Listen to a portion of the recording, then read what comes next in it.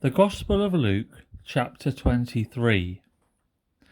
Then the whole multitude of them arose and led him to Pilate, and they began to accuse him, saying, "We found this fellow perverting the nation and forbidding to pay taxes to Caesar, saying that he himself is Christ, a king."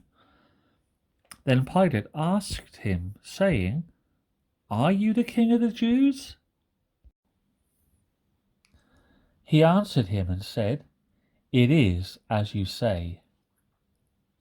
So Pilate said to the chief priests and the crowd, "I find no fault in this man."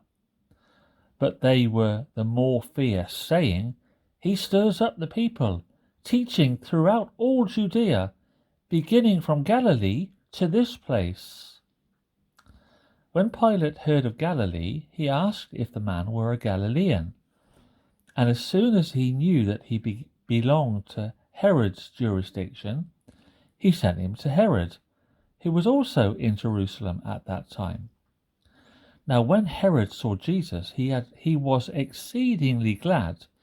He had desired for a long time to see him, because he had heard many things about him, and he hoped to see some miracle done by him.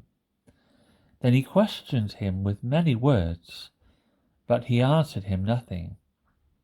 And the chief priests and scribes stood and vehemently accused him. Then Herod, with his men of war, treated him with contempt and mocked him, arrayed him in a gorgeous robe, and sent him back to Pilate.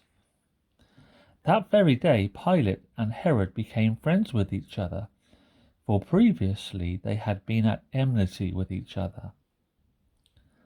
Then Pilate, when he had called together the chief priests, the rulers, and the people, said to them, "You have brought this man to me as one who misleads the people. And indeed, having examined him in your presence, I have found no fault in this man concerning those things of which you accuse him. No, neither did Herod, for I sent you back to him. And indeed, nothing deserving of death has been done by him. I will therefore chastise him and release him." For it was necessary for him to release one to them at least. And they all cried out at once, saying, "Away with this man, and release to us Barabbas, who had been thrown into prison for a certain rebellion made in a city and for murder." Pilate, therefore, wishing to release Jesus again, called out to them. But they shouted, saying, "Crucify him! Crucify him!" Then he said to them the third time, "Why? What evil has he done? I have found no reason for death in him. I will therefore chastise him and let him go." But they were insistent, demanding with loud voices that he be crucified, and the voices of these men and of the chief priests prevailed. So Pilate gave sentence that it should be as they requested.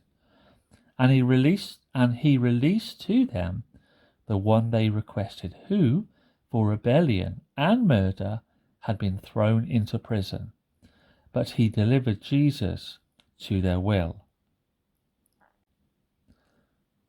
Now as they led him away, they laid hold of a certain man, Simon, a Cyrenian, who was coming from the country, and on him they laid the cross that he might bear it after Jesus.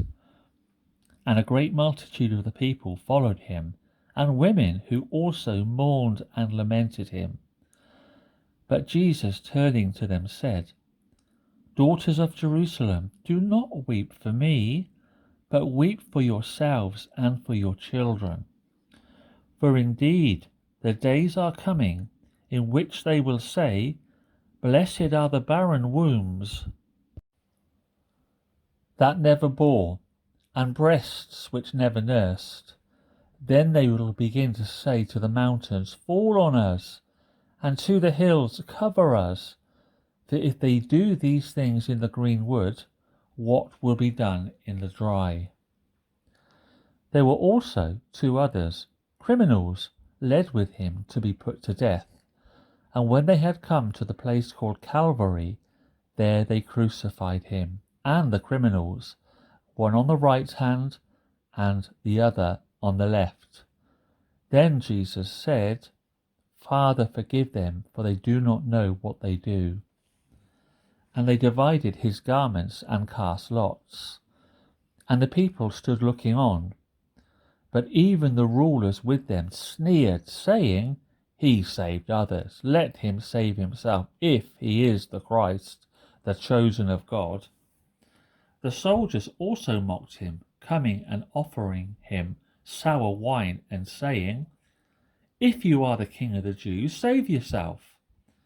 And an inscription also was written over him in letters of Greek, Latin, and Hebrew.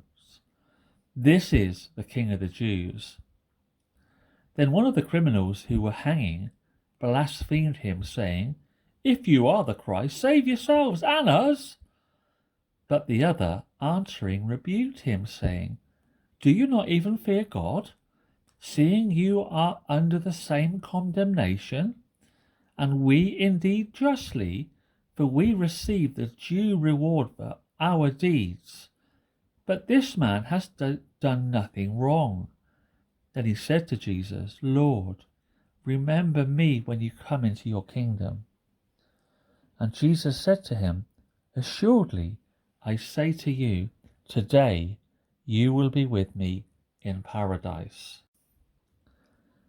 Now it was about the 6th hour, and there was darkness over all the earth until the 9th hour.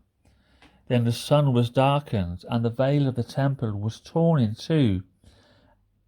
And when Jesus had cried out with a loud voice, he said, Father, into your hands I commit my spirit. Having said this, he breathed his last. So when the centurion saw what had happened, he glorified God, saying, Certainly this was a righteous man. And the whole crowd who came together to that sight, seeing what had been done, beat their breasts and returned. But all his acquaintances and the women who followed him from Galilee stood at a distance watching these things. Now behold, there was a man named Joseph, a council member, a good and just man. He had not consented to their decision and deed. He was from Arimathea, a city of the Jews, who himself was also waiting for the kingdom of God. This man went to Pilate and asked for the body of Jesus. Then he took it down, wrapped it in linen, and laid it in a tomb that was hewn out of the rock where no one had ever lain before. That day was the preparation, and the Sabbath drew near. And the women who had come with him from Galilee followed after, and they observed the tomb, and how his body was laid. Then they returned and prepared spices and fragrant oils, and they rested on the Sabbath according to the commandment.